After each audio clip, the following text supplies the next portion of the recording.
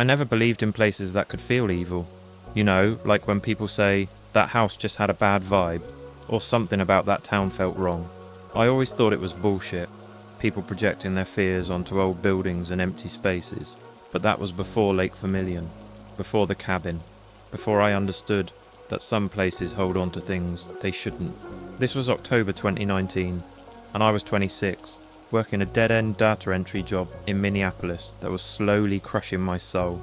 My girlfriend at the time, Rachel, had just left me, took her stuff while I was at work, and left a note on the kitchen counter that basically said she couldn't do us anymore. I was in that specific kind of pain where everything feels grey and pointless. My buddy Marcus knew I was struggling, and one Thursday night he called me up with a proposition. "Listen, man," he said, "my cousin Derek has this cabin up near Lake Vermillion.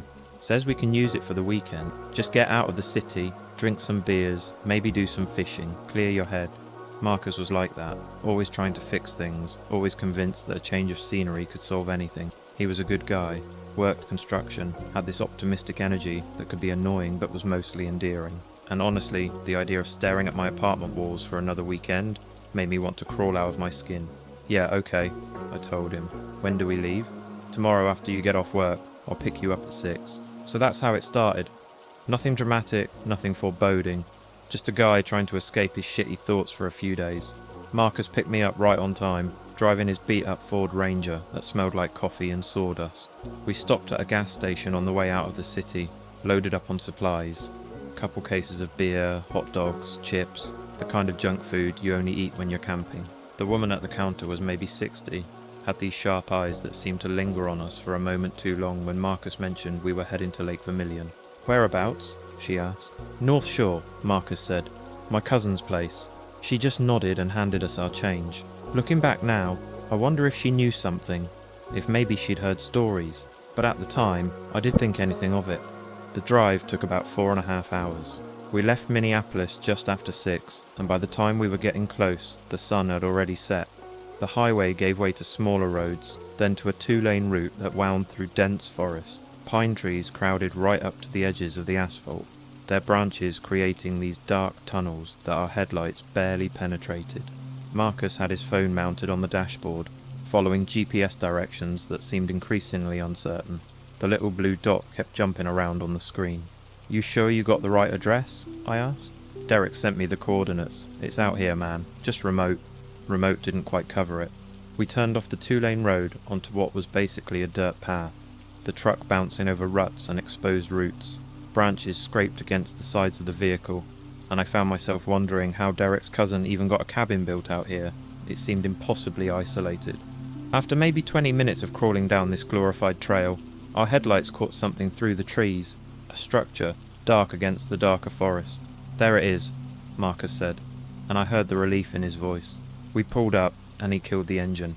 For a moment, we just sat there, staring at the cabin through the windshield. It was bigger than I'd expected. 2 stories, with a steep roof and a wraparound porch. But even in the darkness, I could see that it was old.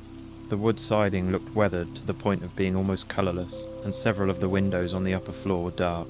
Not just unlit, but dark in a way that suggested broken glass, or boards behind them. "Your cousin lives here?" I asked. No, it's like a family property. Belonged to his grandfather originally, I think. They don't use it much anymore. That should have been my first clue. When people stop using a property in a place this remote, there's usually a reason. But I was tired from the drive and still nursing my heartbreak, so I didn't press the issue. We grabbed our stuff from the truck bed, sleeping bags, cooler, backpacks with clothes, and headed toward the front porch. The wooden steps creaked under our weight, and I noticed several of them were rotting through, the boards soft and spongy. Marcus dug the key out of his pocket, an old brass thing that looked like it belonged in a period film, and fitted it into the lock. The door swung open with a groan that echoed through the interior. Marcus fumbled along the wall inside and found a light switch. A bare bulb overhead flickered to life, illuminating what looked like the main living area. It was sparse. A worn couch, a wooden table with mismatched chairs, a stone fireplace that dominated one wall. Everything was covered in a thin layer of dust, and the air had that musty smell of spaces that have been closed up for too long. Damp wood, an old fabric, and something else I couldn't quite identify. "Home sweet home," Marcus said, trying to sound upbeat. We spent the next 30 minutes or so getting settled in. There were 2 bedrooms upstairs, both with bare mattresses that looked questionable, but would work with our sleeping bags over them. The cabin had electricity, hooked up to a generator out back, Marcus explained, but no running water. There was a pump outside that supposedly worked, and an outhouse about 50 yards into the trees that I was already dreading having to use in the middle of the night. While Marcus worked on getting the generator running properly, it had sputtered out twice already, I explored the downstairs a bit more. The kitchen area was barely functional, just a small propane stove and a counter that had definitely seen better days. There was a door that I assumed led to a basement or storage area, but it was locked, the wood swollen in the frame like it hadn't been opened in years. On the mantel above the fireplace, I found a few items that must have been left by previous occupants: a rusty pocket knife, a water-damaged book with its pages fused together, and a framed photograph that was too faded to make out clearly. I could see the outlines of people, maybe 3 or 4 figures, standing in front of what looked like this very cabin, but their faces were bleached out by sun damage and age. "Hey, you want to start a fire?" Marcus called from the back door. "I got the generator stable, but it's getting cold in here." He was right. Despite it being early October, the temperature had dropped significantly since we'd arrived. I could see my breath when I exhaled. We gathered some wood from a pile stacked along the side of the cabin. It was dry enough, protected by an overhang, and I got a fire going in the fireplace. It took a while to catch, the chimney clearly clogged with debris, but eventually flames licked up around the logs, casting dancing shadows across the room. We cracked open beers and sat on the couch, feet propped up on the table, just decompressing. Marcus talked about work, about this girl he was seeing named Jen, who was apparently really into rock climbing. I half listened, watching the fire, feeling the warmth seep into my bones. For the first time in weeks, I felt something other than hollow. Around midnight, we decided to call it and headed upstairs to our respective rooms. I took the one on the left, a small space with a single window that overlooked the front of the property. Not that I could see much in the darkness, just the vague outline of trees and our truck parked below. I zipped myself into my sleeping bag, placed my phone on the floor beside the mattress, and closed my eyes. The mattress smelled like age and mildew, but I was exhausted enough not to care. I could hear Marcus moving around in the other room, the old floorboards creaking with every step, and then everything went quiet. I don't know how long I'd been asleep when something woke me, a sound, distant and muffled, like movement, in another part of the cabin. I lay there, disoriented, trying to remember where I was. The darkness was absolute. I couldn't even see my hand when I held it in front of my face. I listened, straining to hear anything, over the sound of my own heartbeat. There it was again, a sort of shuffling, or maybe scratching. It seemed to be coming from below me, from the first floor. Probably just the cabin settling, I told myself. Old buildings make noise, it's normal. But then I heard it more clearly, a distinct creak, like weight on a floorboard, footsteps. My entire body went rigid. We were in the middle of nowhere, miles from the nearest neighbour. Who the hell would be in the cabin? I reached down slowly, carefully, and grabbed my phone. The screen lit up, temporarily blinding me. 3:47 a.m. No signal, of course. I'd noticed that when we arrived. No cell service this far out. The footsteps stopped. The silence that followed was somehow worse than the sound had been. I lay there, barely breathing, listening so hard that my ears started to ring. Maybe it was Marcus, I thought. Maybe he'd gotten up to use the outhouse or check on something. But even as I tried to convince myself, I knew that wasn't right. The footsteps had been directly below me, in the living room. If Marcus had gone downstairs, I would have heard his door open, would have heard him pass by my room. I waited for what felt like an hour, but was probably only 10 or 15 minutes. The sounds didn't return. Eventually, exhaustion pulled me back under, though my sleep was fitful, filled with half-formed dreams of shadows moving through empty rooms. Morning came grey and cold. I woke to the sound of Marcus banging around downstairs and the smell of propane and cooking meat. When I dragged myself out of the sleeping bag and headed down, I found him at the little stove, attempting to fry up some bacon in a pan that looked like it had been there since the cabin was built. "Morning, sunshine," he said, grinning. "How'd you sleep?" "Okay, I guess." I hesitated, then decided to mention it. "Did you get up at all during the night? Maybe come downstairs?" He looked at me, confused. "No, man, slept like a rock. Why?" "I thought I heard footsteps, around 3 or 4 in the morning." Marcus shrugged, turning back to the bacon. "Old cabin. These places make all kinds of noise. Probably just the wood, contracting as it cooled down."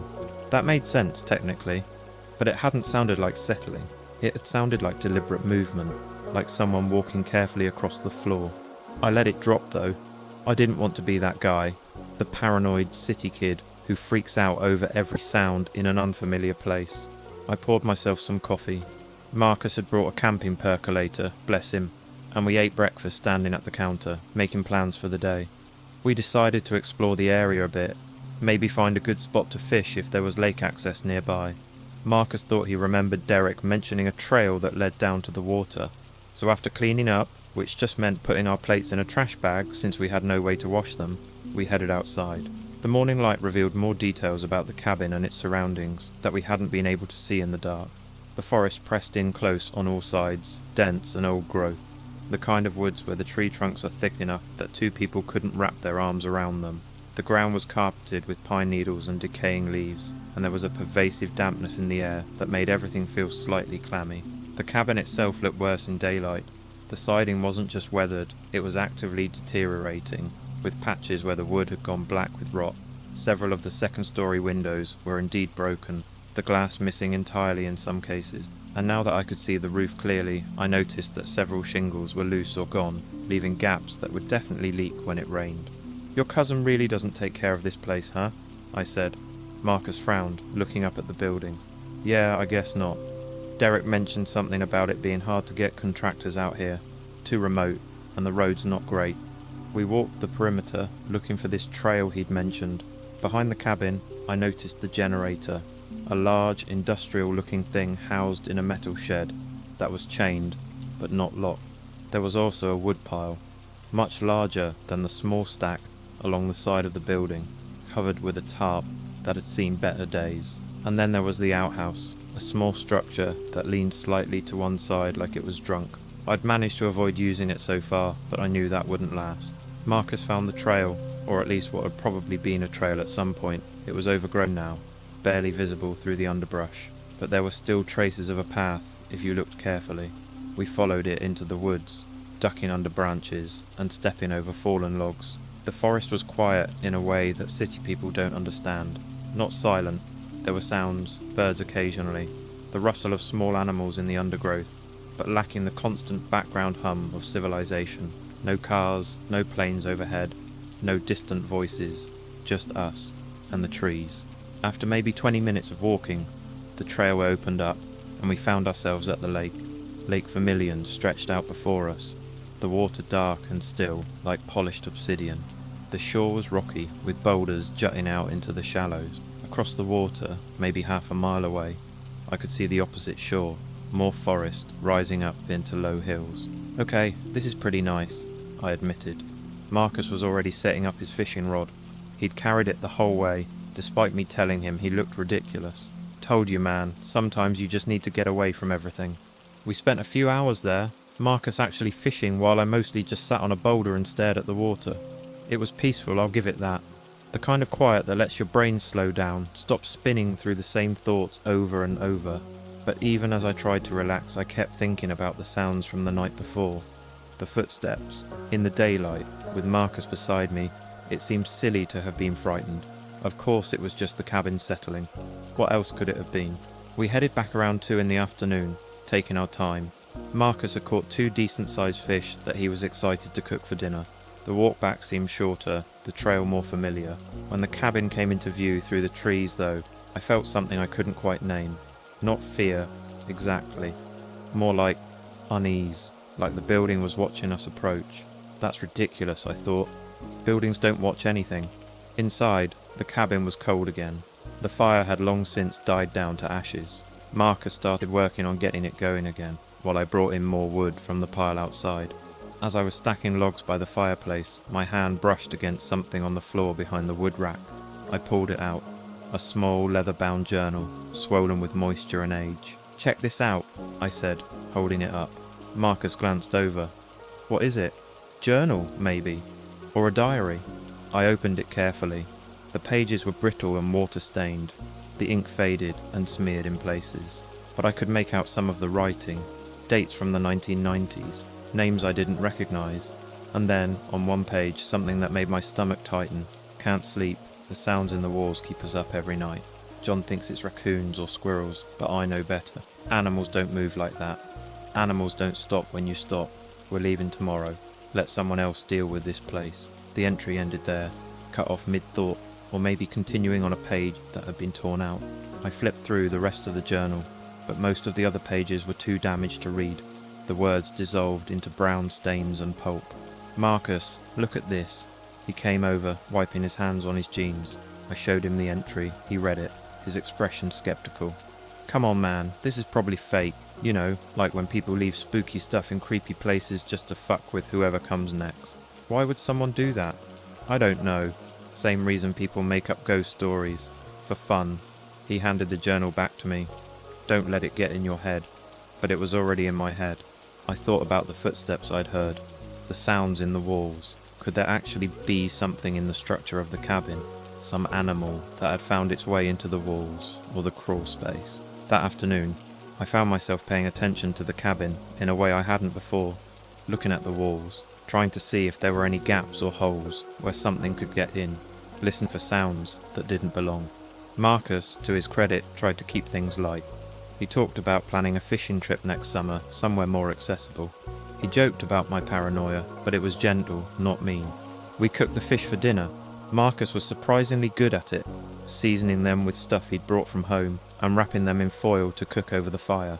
We ate with our fingers, pulling the meat off the bones, washing it down with more beer. For a while, I almost forgot about the journal, about the sounds from the previous night. As darkness fell, though, that unease crept back. The cabin seemed to change at night. The shadows grew longer, deeper. The wind picked up outside, causing the trees to creak and sway, their branches scraping against the siding. Every sound felt amplified, significant. We stayed up later than we had the night before, feeding the fire, talking about nothing important. But eventually, exhaustion won out. Around 1 a.m, Marcus stood and stretched. "All right, man, I'm done. You coming up?" I nodded, though I wasn't particularly tired. My body felt wired, like I'd had too much caffeine, even though I'd been drinking beer for hours. Upstairs, I lay in my sleeping bag again, staring at the ceiling. The room was dark, but not as absolutely black as it had been the night before. My eyes had adjusted, and I could make out the vague shapes of the window, the door frame, the corners where the walls met the ceiling. I listened, the wind outside, the occasional creak of the cabin's frame, Marcus's breathing from the next room, already deep and regular. And then, just as I was starting to drift off, I heard it again, scratching. Not footsteps this time, a definite scratching sound, like nails or claws against wood, and it was coming from inside the wall, next to my head. I went completely still, my breath catching in my throat. The scratching continued, moving slowly, deliberately.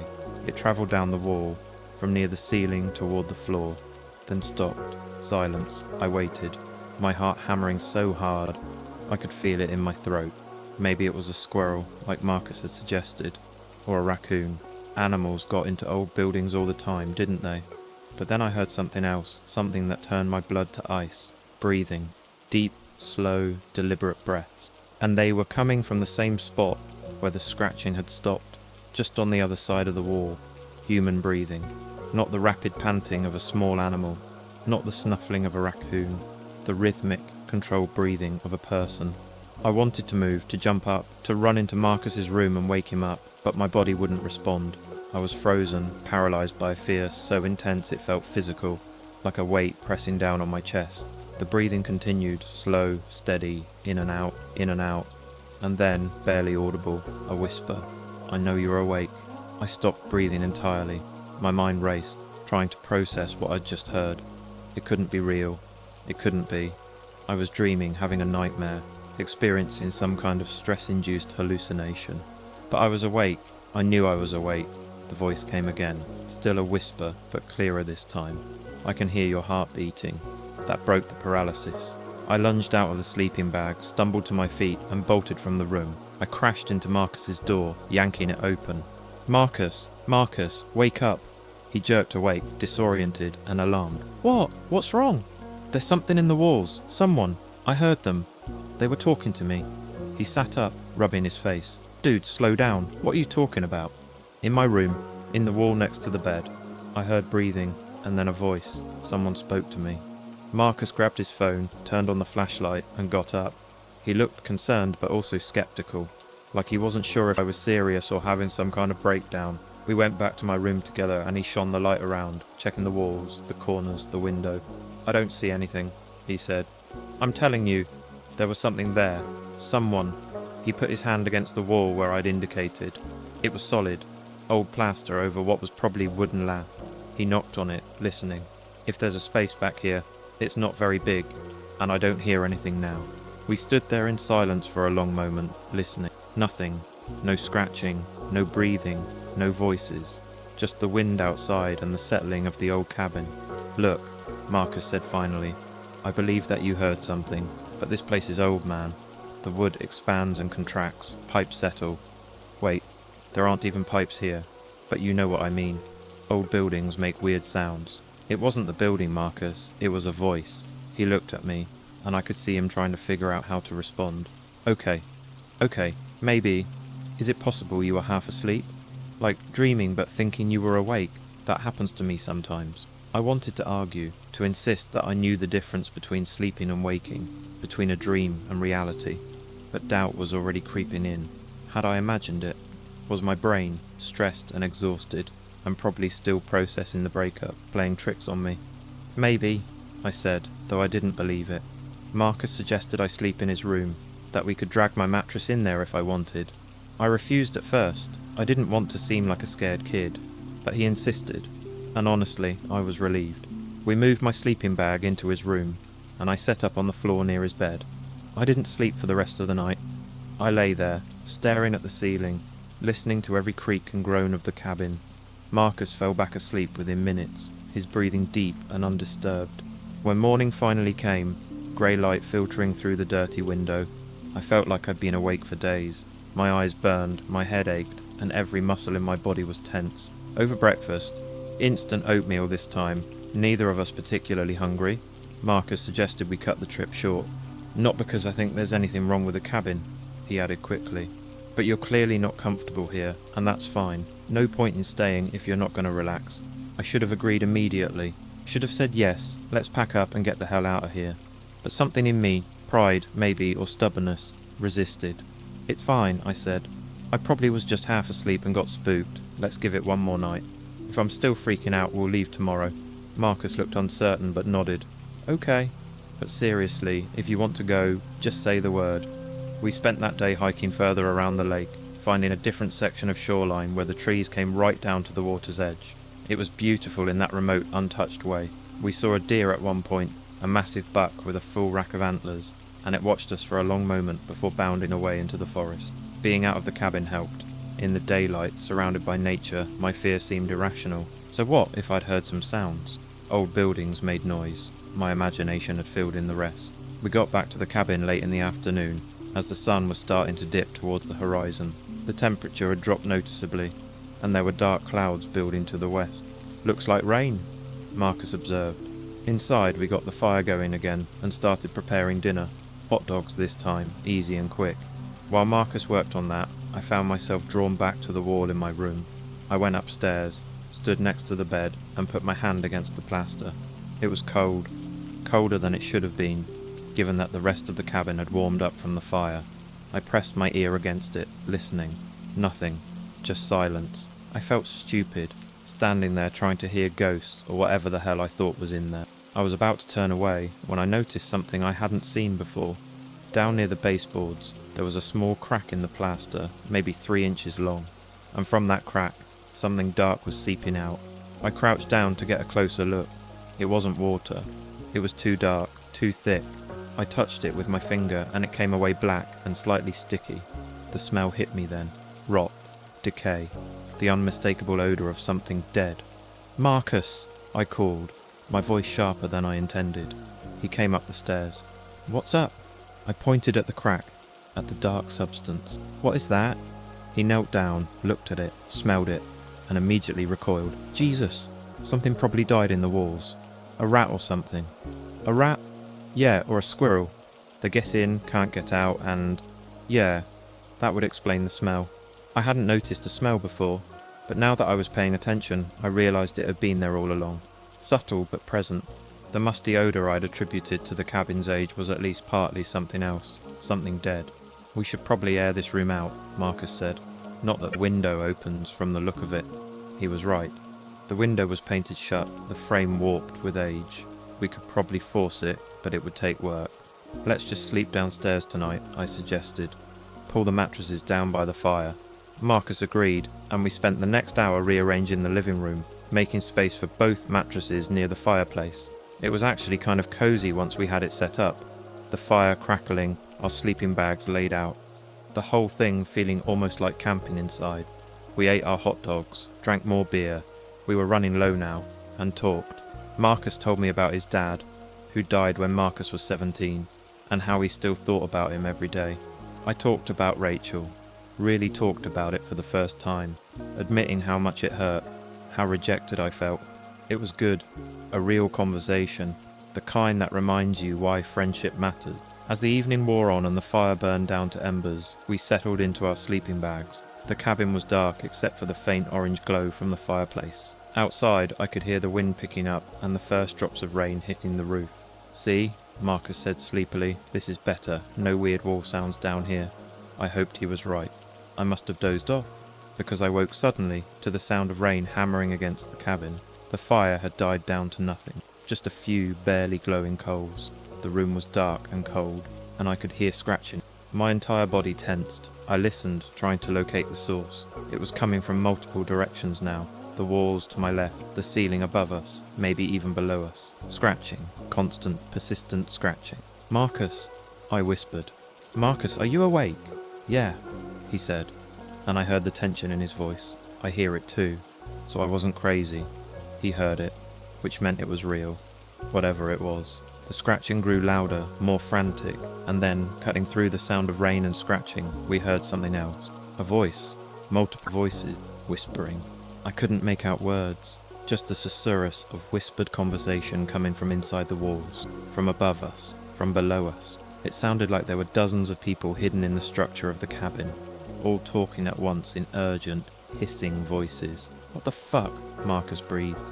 The voices grew louder, more distinct, and I started to pick out words, fragments of sentences. "See them. By the fire. Two this time. And been so long." Marcus sat up, grabbing his phone and turning on the flashlight. The beam cut through the darkness, illuminating the walls, the ceiling, the corners. But there was nothing to see, just old wood and plaster. The voices continued. "We need to leave," I said, my voice shaking. "Right now. We need to get out of here." Marcus didn't argue. We both scrambled out of our sleeping bags, grabbing our phones, our shoes. The whispers were getting louder, more agitated, like whatever was making them knew we were preparing to flee. I ran to the front door, twisted the knob. It wouldn't turn. "It's stuck," I said, panic rising in my throat. Marcus pushed past me, tried it himself. He threw his shoulder against the door, but it didn't budge. It was like the door had fused to the frame. "The back door," he said. We ran through the cabin, our phone lights bouncing crazily.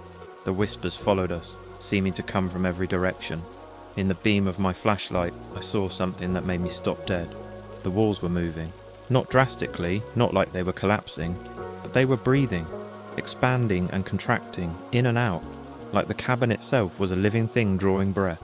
"Marcus, the walls. I see it. Just move." The back door was locked too, and this one had a deadbolt we didn't have a key for. Marcus kicked at it, threw himself against it, but it held firm. "The windows," I said. We ran to the nearest window, the one in the kitchen area.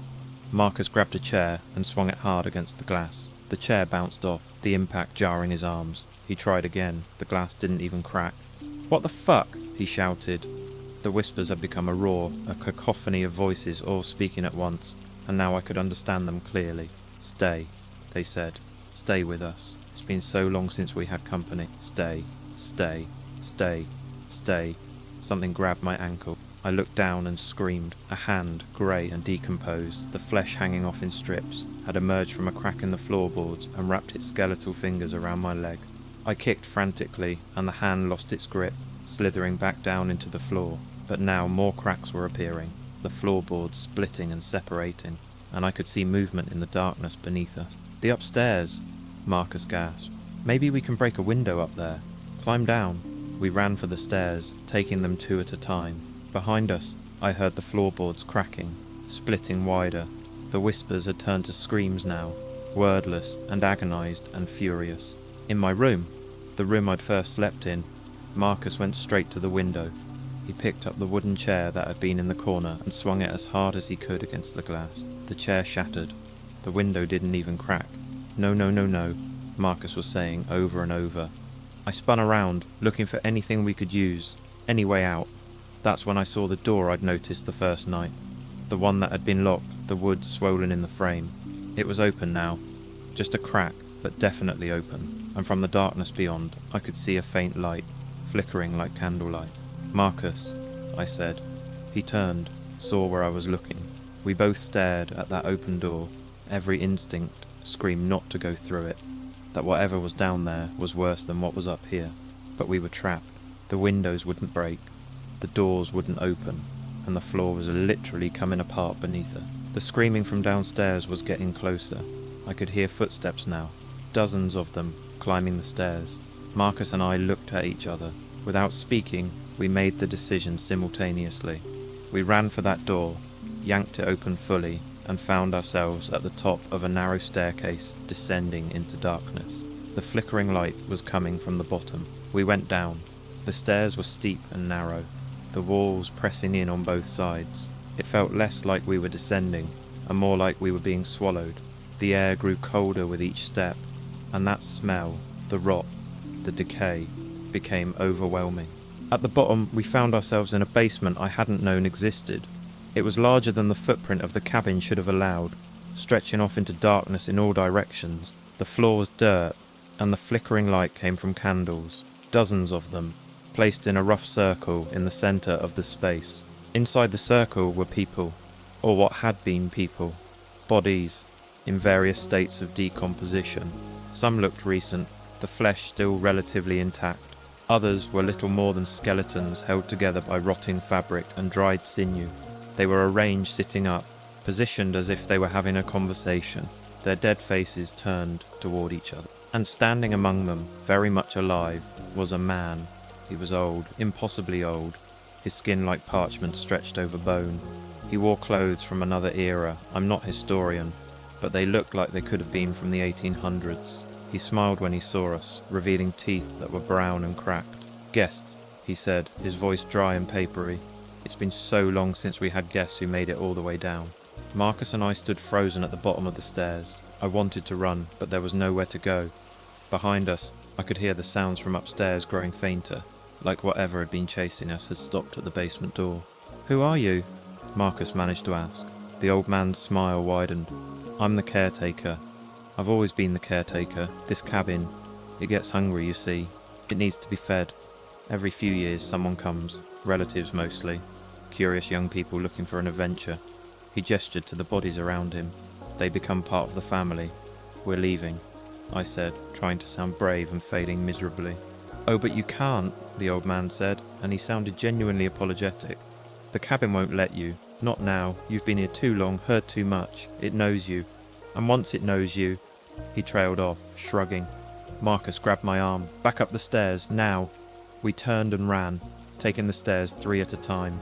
Behind us, I heard the old man laughing, a sound like rustling leaves and creaking wood. At the top of the stairs, the door slammed shut in our faces. Marcus threw himself against it, but it wouldn't budge. We were trapped in the stairwell, caught between the basement and the locked door. "Open the fucking door!" Marcus screamed, pounding on it with his fists. I don't know how long we were there, trapped in that narrow space. Time seemed to stretch and distort. It could have been minutes or hours. The old man's laughter echoed from below, and from above we could hear the walls breathing, the whispers starting up again. And then, suddenly, the door gave way. Marcus stumbled through into the upstairs hallway, and I followed. The cabin was different now. The walls were covered in that black substance I'd seen seeping from the crack, and the floorboards had become soft, almost spongy, like walking on flesh. "The generator," Marcus said suddenly. "If we shut down the generator, maybe..." He didn't finish the thought, but I understood. If we shut down the power, maybe the cabin would... what? Release us? It didn't make sense, but nothing about this situation made sense, and we needed to try something. We made our way downstairs, the walls pulsing around us, the whispers following. The front door was still closed, but when Marcus tried it this time, the knob turned. We burst out onto the porch, into the rain, and ran around the side of the cabin toward the generator shed. The rain was coming down in sheets, soaking us instantly. Lightning flashed, illuminating the forest in stark white light. In that flash, I saw something that made my legs nearly give out. The woods around the cabin were full of figures, dozens of them, standing motionless between the trees watching us, pale figures in rotting clothes, their faces slack and dead. Marcus saw them too. I heard him make a sound, not quite a scream, more like a whimper, and then he was tearing open the generator shed, reaching for the kill switch. The moment he hit it, plunging the cabin into darkness, everything changed. The whispers stopped. The figures in the woods vanished. I don't mean they walked away. I mean they literally ceased to exist. There one moment and gone the next. And the cabin itself seemed to exhale, like a living thing releasing a breath it had been holding. We didn't wait to see what would happen next. We ran for the truck, threw ourselves inside, and Marcus had the engine started in seconds. We tore down that dirt path, branches scraping the sides of the vehicle, neither of us speaking, barely breathing. When we hit the 2-lane road, Marcus finally slowed down a bit. We were both shaking, soaked through, probably in shock.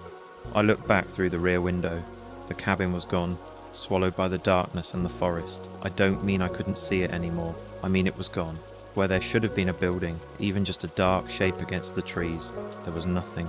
We drove straight through to Minneapolis without stopping, arriving just as the sun was coming up. Marcus dropped me at my apartment, and we sat there in the truck for a moment, neither of us knowing what to say. "Did that really happen?" I finally asked. "I don't know," Marcus said. "I don't know." He pulled out his phone, opened his GPS history. According to the app, we'd never left Minneapolis. There was no record of the drive up to Lake Vermillion, no trace of where we'd been.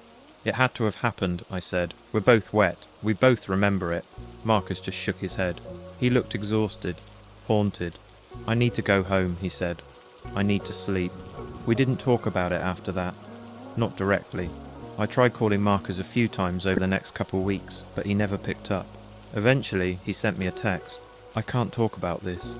I'm sorry, I just need to move on." I tried to do the same. Went back to my job, tried to rebuild my life after the breakup, but everything felt different, wrong. I couldn't sleep without a light on. I couldn't stand silence. I always had to have music or TV playing, something to drown out the possibility of whispers. I looked up Lake Vermillion, tried to find any information about the cabin. There were dozens of properties around that lake, but I couldn't find anything that matched what we'd seen. I even tried searching for missing persons in the area, deaths, anything that might explain what we'd encountered. Nothing. One night, about 3 months later, I got a call from a number I didn't recognize. I almost didn't answer, but something made me pick up. "Hello?" Silence for a moment. Then, "Is this Jake?" I didn't recognize the voice. "Yeah." "Who's this?" "My name is Derek. I'm Marcus's cousin." My blood went cold. "Is Marcus okay?" "I don't know," Derek said, and I could hear fear in his voice. "He called me yesterday, asked me about the cabin, the one I supposedly told him about up near Lake Vermillion." "Yeah?" "I don't own a cabin, Jake. Never have. I've never been to Lake Vermillion in my life. I don't know what Marcus was talking about." The phone slipped from my hand, clattered on the floor. I picked it up with shaking hands. "What?" "I'm worried about him," Derek continued. He sounded off, kept insisting that I'd given him keys to a family property. But there is no property. There never was. "I just thought you should know, since he mentioned you were with him when whatever happened, happened." We talked for a few more minutes, but I barely heard what Derek was saying. After we hung up, I sat in my apartment, staring at nothing, trying to process what this meant. If Derek never owned a cabin, then where had we been? If there was no property, no keys, no weekend trip that was supposed to happen, then what the hell had we driven to? And worse, what if we'd never left at all? I went to my GPS history, just like Marcus had checked his. It showed the same thing. According to my phone, I'd been in Minneapolis that entire weekend. Every location ping, every movement tracked, all of it placed me in the city, not 4 hours north in the woods. I looked up my bank records, the charge from the gas station on the way up, the one where the woman had looked at us strangely. It wasn't there. No purchase, no transaction, like it had never happened. It's been over 5 years now. I haven't spoken to Marcus since that text. I've tried to find him, searched social media, called his old number, but it's like he vanished. His accounts went dormant about a year after the incident, and no one I've talked to has heard from him. I still have nightmares.